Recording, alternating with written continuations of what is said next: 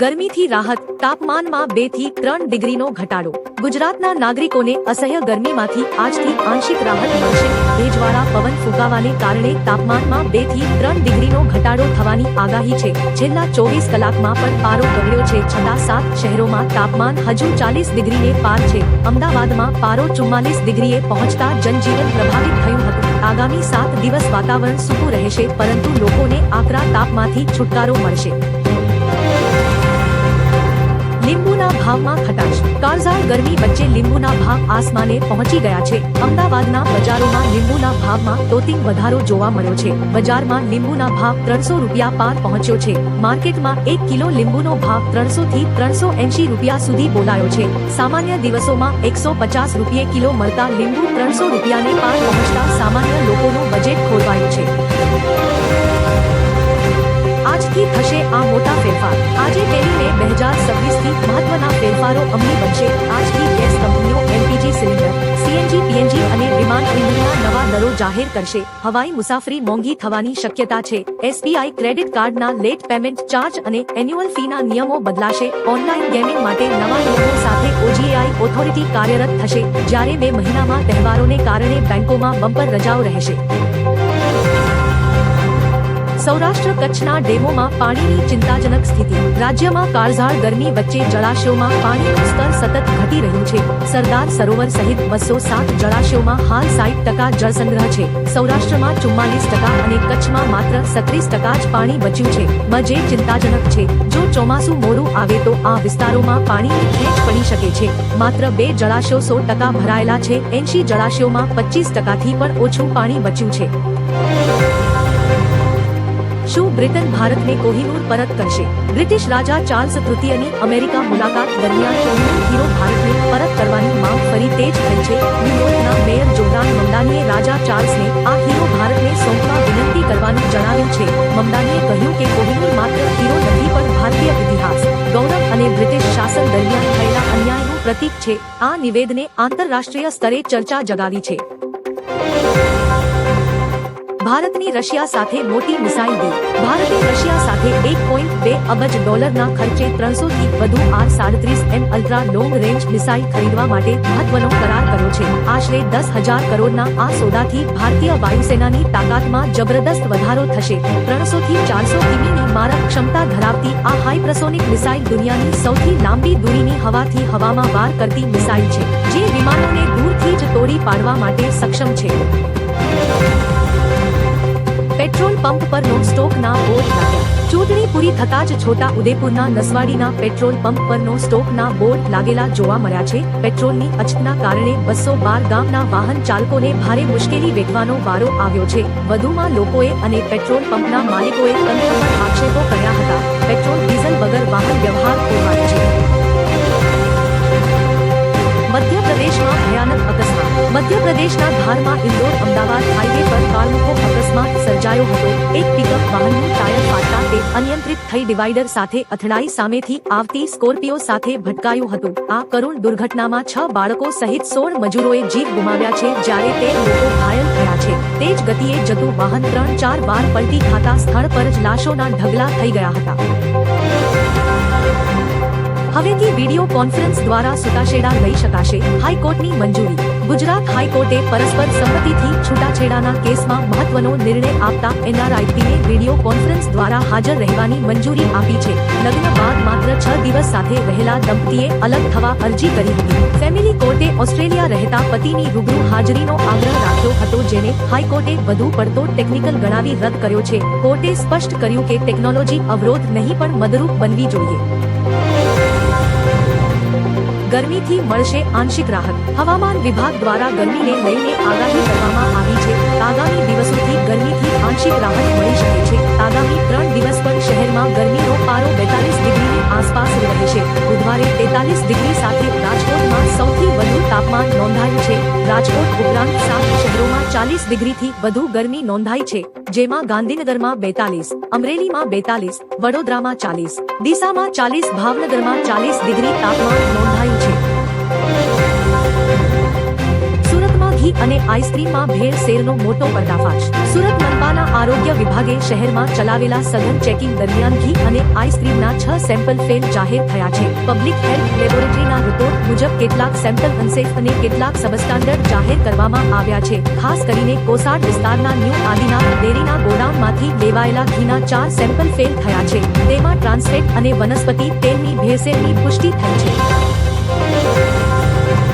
બંગાળમાં ભાજપને ભારે બહુમતી મળશે. 192 બેઠકો જીતી શકે છે. ટુડેઝ ચાણક્ય એક્ઝિટ પોલમાં આગાહી કરવામાં આવી છે કે ભાજપ પશ્ચિમ બંગાળમાં 294 બેઠકોમાંથી 192 બેઠકો જીતીને સરકાર બનાવશે. ટીએમસીને 100 બેઠકો જીતવાનો અંદાજ છે. આ આગાહી ઘણા એક્ઝિટ પોલમાં ભાજપની જીતની આગાહી કર્યાના એક દિવસ પછી આવી છે. સત્તાવાર પરિણામો 4 મેના રોજ જાહેર કરવામાં આવશે.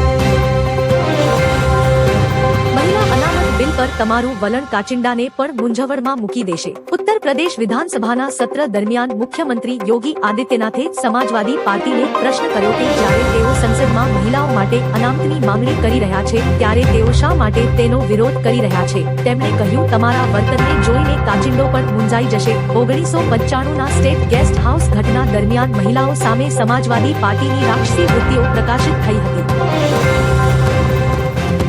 પાકિસ્તાન આતંકવાદનું અને ભારત આઈટીનું હબ બન્યું. રક્ષા મંત્રી રાજનાથ સિંહે પાકિસ્તાન પર પ્રહાર કરતા કહ્યું કે બંને દેશ એકસાથે આઝાદ થયા હતા, પરંતુ આજે ભારત આઈટી માટે જ્યારે પાકિસ્તાન આંતરરાષ્ટ્રીય આતંકવાદ માટે ઓળખાય છે. વધુમાં કહ્યું કે પાકિસ્તાન તેની આતંકવાદને ટેકો આપવાની નીતિને કારણે આતંકવાદનું કેન્દ્ર બન્યું છે. ભારત આતંકવાદ સામે ઝીરો ટોલરન્સની નીતિ ધરાવે છે. આઝાદી બાદ પહેલી વાર પશ્ચિમ બંગાળમાં 8મું મતદાન. પશ્ચિમ બંગાળમાં બીજા તબક્કાના મતદાનમાં 92%થી વધુ મતદાન થયું હતું. રાજ્યમાં કુલ મતદાન 92%થી વધુ થયું છે.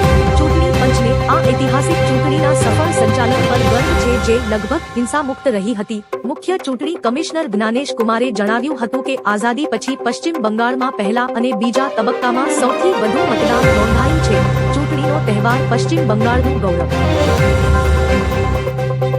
8મા પગાર પંચને લઈ મોટા સમાચાર. કર્મચારીઓ હવે 31 મે સુધી સૂચન આપી શકશે. ભારત સરકારે 8મા પગાર પંચ સમક્ષ પોતાની માંગણીઓ, સૂચનો અને મેમોરેન્ડમ રજૂ કરવાની અંતિમ તારીખ 30 એપ્રિલ 2026થી વધારીને 31 મે 2026 કરી છે, જેથી હવે મંત્રાલય, વિભાગ, કેન્દ્ર શાસિત પ્રદેશ અને વિવિધ સરકારી ઓફિસોના સત્તાવાર અધિકારીઓ તેમના સૂચન અને આપત્તિ એક નિશ્ચિત ફોર્મેટમાં ઓનલાઈન જમા કરી શકે છે. જો કે કમિશન કોઈપણ મેમોરેન્ડમની હાર્ડ કોપી, પીડીએફ કે ઈમેલ સ્વીકારશે નહીં. મધ્યપ્રદેશના બરગી ડેમમાં પ્રવાસીઓ ભરેલું ક્રૂઝ ડૂબ્યું, 4 લોકોના થયા મોત. મધ્યપ્રદેશના જબલપુરમાં બરગી ડેમમાં અંદાજે 30થી 40 લોકોને લઈ જઈ રહેલું ક્રૂઝ પાણીમાં ડૂબી જતા 4 લોકોના મોત થયા છે. અહેવાલ અનુસાર દુર્ઘટના બાદ 12થી 15 લોકો હજુ પણ ગુમ છે. અધિકારીઓએ આશંકા વ્યક્ત કરી છે કે અચાનક હવામાન બદલાવા અને તેજ પવન ફૂંકાવાને કારણે ક્રૂઝે પોતાનું સંતુલન ગુમાવ્યું હતું. હાલમાં એનડીઆરએફ અને એસડીઆરએફની ટીમોએ તાત્કાલિક રેસ્ક્યુ ઓપરેશન શરૂ કર્યું છે.